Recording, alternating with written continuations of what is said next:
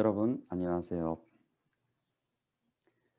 오늘은 가시밭길 너머라는 제목으로 평화의 어머니 자서전 4장을 중심으로 해서 어떤 그 가시밭길의 단편이 어떤 것인지, 그리고 우리가 어떻게 살아야 하는지에 대해서 생각해 보도록 하겠습니다.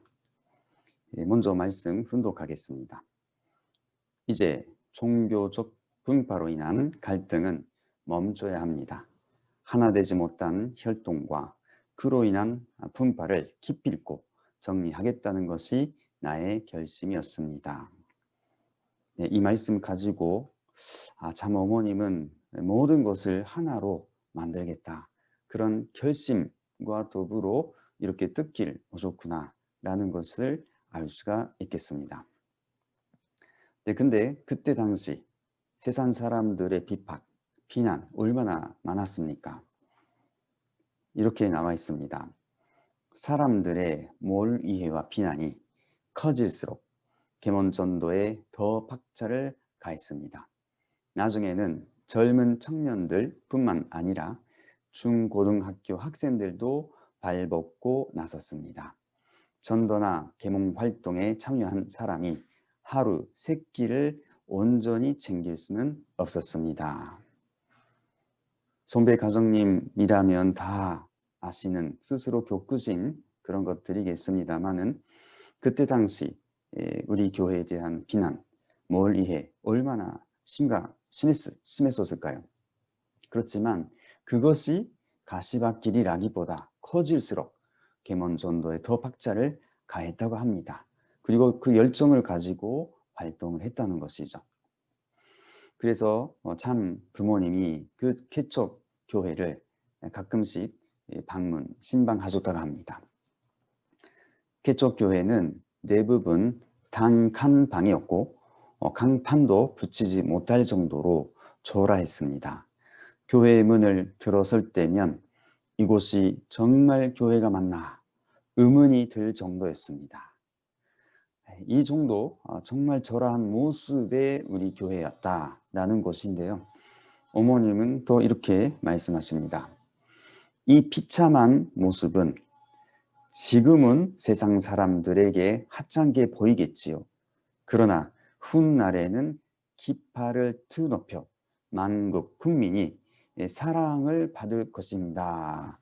라고 하시면서, 그래서 어디를 가더라도 부끄러움이 없었고 어떤 사람을 만나더라도 당당했습니다라고 하셨습니다. 그때 당시를 아시는 선배들이면 누구나 알고 있는 사실이겠지만 그 모습을 보시면서도 누구보다도 참 부모님이 훗날에 대한 희망을 가지고 확신을 가지고 계셨다라는 것을 알 수 있습니다.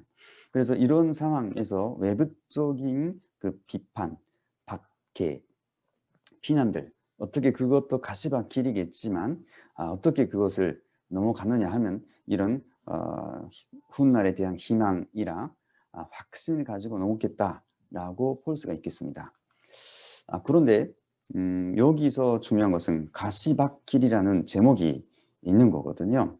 그것을 조금씩 보도록 하겠습니다.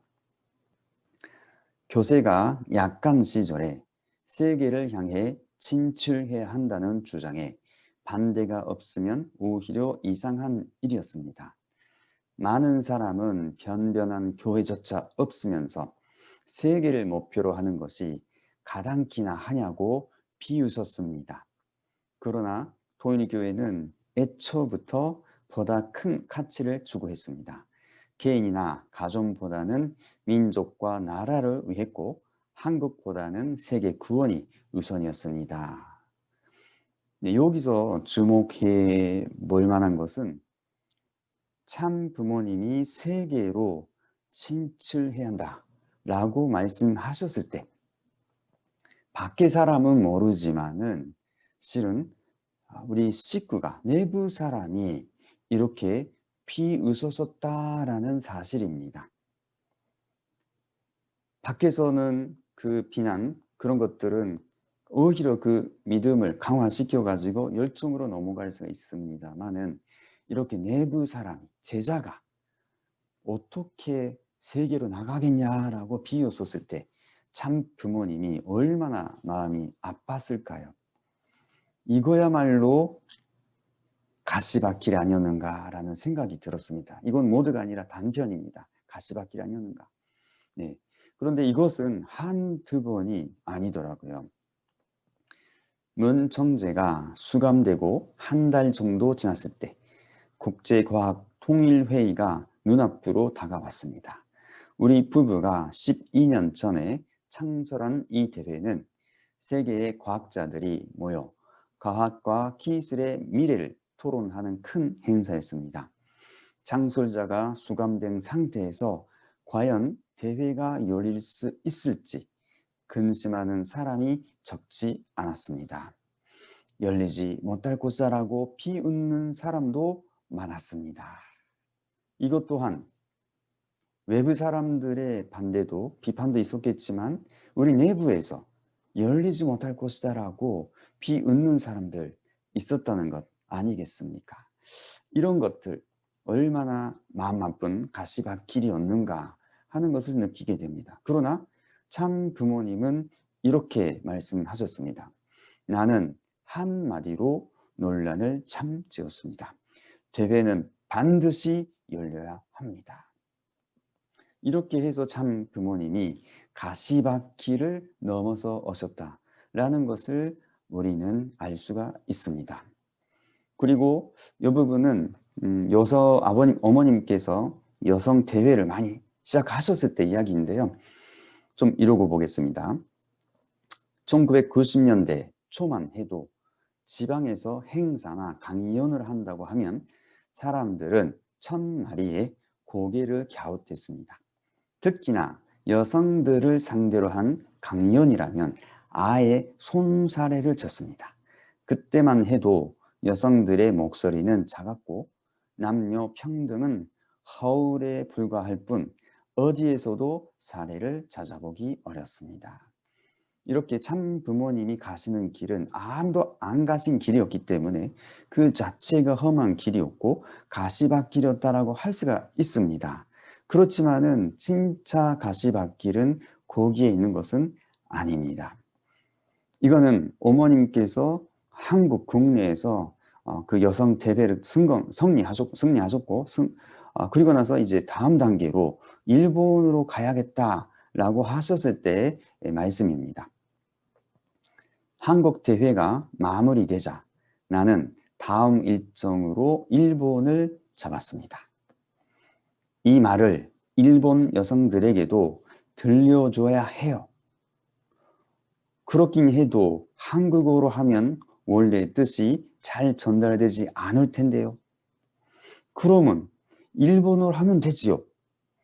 연설문도 길고 일본어로 잘 모르시고 시일도 촉박하고 나는 서나흘 동안 연습해 연설문을 모두 일본어로 준비했습니다. 이 부분에서도 우리가 볼 수 있는 것은 외부 사람의 반대, 비난, 비판이 아니고 참 부모님을 모시고 있는 사람들 속에서 그렇긴 해도 한국어로 하면 이렇게 연설문도 길고 일본어도 잘 모르시고 이렇게 비판 아닌 말을 하셨다라는 것이죠. 이것이 바로 가시밭길 아니면 무엇이겠습니까? 그러나 어머님은 여기서도 보듯이 그럼 일본어로 하면 되죠. 그러면서 일본어로 준비하셨다는 사실입니다. 저는 이 제사장 참 어머님이 그 가시밭길을 넘어서 이 제목의 말씀을 들으면서 읽으면서 떠올라오는 선구가 하나 있었습니다. 그것이 바로 성경 마가복음 8장 31절에서 34절의 말씀입니다. 인자가 많은 고난을 받고 장로들과 대제사장들과 서기관들에게 버림받아 죽임을 당하고 사흘 만에 살아나야 할 것을 비로소 그들에게 가르치시되 드러내놓고 이 말씀을 하시니 베드로가 예수를 붙들고 항변함에 예수께서 돌이키사 제자들 보시며 베드로를 꾸짖어 이르시되 사탄아 내 뒤로 물러가라. 내가 하나님의 일을 생각하지 아니하고 도리어 사람의 일을 생각하는도다 하시고 무리와 제자들을 불러 이르시되 누구든지 나를 따라오려거든 자기를 부인하고 자기 십자가를 지고 나를 따를 것이니라 라고 하셨다는 이 말씀입니다. 조금 이걸 현대적으로 우리가 참 부모님을 모시는 우리의 모습으로 그림을 그려보았습니다. 여기는 나아가 있죠. 자기 자신이 있겠죠. 자기 자신은 참 부모를 보고 따라가고 있습니다. 그런데 저희들 스스로 되돌아볼 때 자기의 입장에서 볼 때는 참 부모님을 따라가니 은혜롭다, 유익하다, 그리고 좋다 이런 느낌, 정감, 감정 있지 않을까요? 당연히 이런 마음을 갖고 참 부모님을 따라갑니다. 그렇지만은 그 감정은 이렇게 좋은 것뿐만 아니죠. 가끔 가다가는 뭔가 추악하고 나에게 불이익이 있을 수가 있고 나쁘다라고 생각할 수 있겠습니다. 이럴 때 우리의 마음은 어떻게 될까요?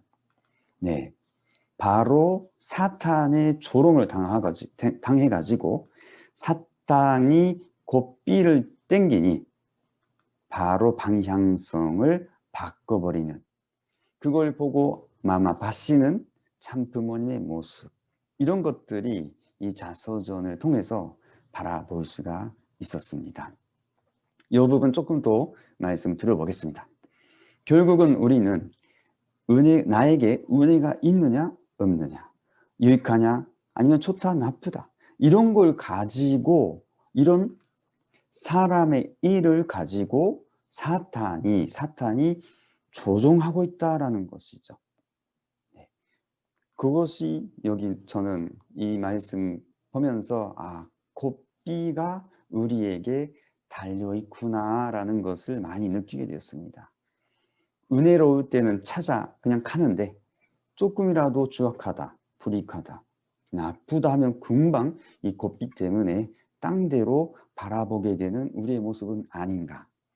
그래서 예수님의 말씀, 나를 따라오려거든 자기를 부인하고 자기 십자가를 지고 나를 따라라 하신 것 같습니다.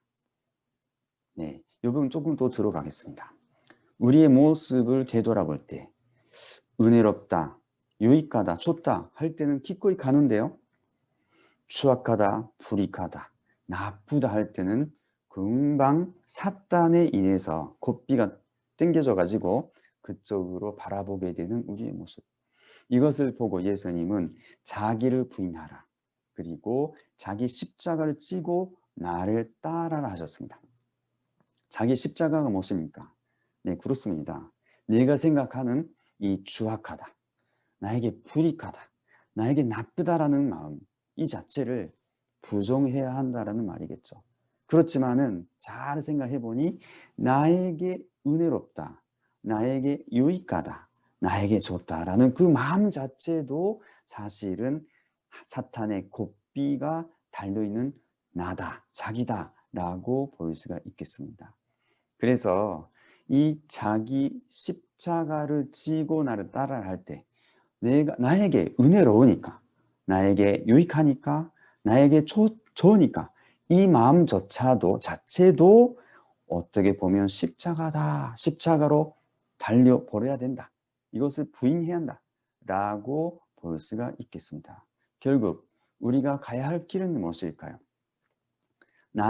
자기에게 좋고 나쁘고를 떠나 나에게 유익하다, 불이익하다 떠나서 이것을 하나님의 천진 참 부모님의 말씀을 중심으로 해서 이 자기를 부정할 때 드디어 이 고삐가 끊겨서 참 부모님이 기뻐할 수 있는, 함께 갈 수 있는 저희들의 모습이 되는 것은 아닐까라는 생각이 들었습니다. 마지막으로 이것 평화의 어머니에서 나오는 영키 스터디엄 대회 때 간증입니다. 어머님께서 하시는 자서전에 나오는 간증입니다. 이것을 읽으면 우리가 어떠한 마음을 가져야 하는가 알 수가 있을 것 같습니다. 그러나 이러한 역사적 소명과 달리 모진 바람이 불고 비가 쏟아져 대회장 안은 아수라장이 되었습니다. 현수막은 찢겨 나갔고 포스터는 물에 젖어 홀로 내렸습니다. 무대에 집기마저 너부러져 그야말로 난장판이었습니다. 사람들은 빗물에 젖어 몰골이 말이 아니었습니다. 스타디움 밖에서는 수천 명이 모여 온갖 야유를 퍼붓고 피난의 고함을 질렀습니다. 하나님이 정말 우리와 함께 하시는가 의구심이 들 정도였습니다 라고 하셨습니다. 이때 밖에 있는 사람은 연기 스타디움 밖에서는 반대하는 사람이 너무 많이 비난을 했었다라는 말이죠. 하지만 거센 비와 반대자들의 비난, 아우성은 오히려 우리를 보다 더 극건하게 해주었습니다. 미국으로 건너오기 전에 받아온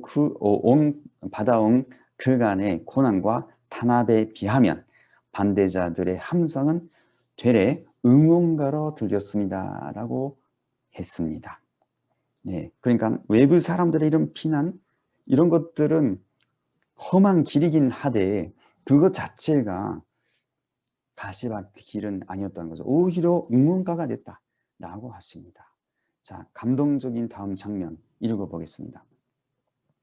우리는 비를 흠씬 맞으면서도 비하지 않았습니다. 그때 누군가 노래 한 소절을 불렀습니다. You are my sunshine, my only sunshine.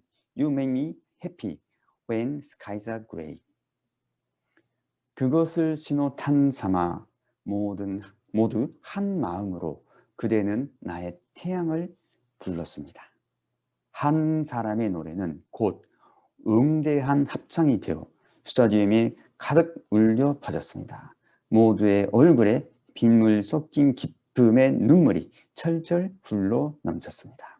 그리고 하나님이 우리 곁에 찾아오셨습니다. 이 연기 스타디움 대회 결과에 대해서는 우리가 다 알고 있는 사실입니다. 그렇지만 이때 거기에 있던 분들의 마음은 오로지 이 상황 속에서도 오로지 참 부모님을 하나님을 중심으로 해서 하나의 방향성 그대로 있었다는 거죠. 나의 사정은 떠나서 하나님, 참 부모님을 중심으로 해서 이 한 마음이 됐을 때 기적이 일어났습니다. 하나님이 함께 계셨음을 확인할 수가 있었습니다. 오늘의 말씀은 자기를 중심으로 해서 좋고 나쁘고 그런 유익하고 불이익하고 이런 것을 떠나서 하나님의 말씀을 중심으로 살자. 사탄의 고삐를 끊고 하나님의 말씀을 중심으로 참 부모님을 바라보고 갈 때 틀림없이 하나님 함께 하시고 기적이 일어난다 하는 것을 다시 한번 확인하는 그런 내용으로 말씀을 마치겠습니다. 감사합니다.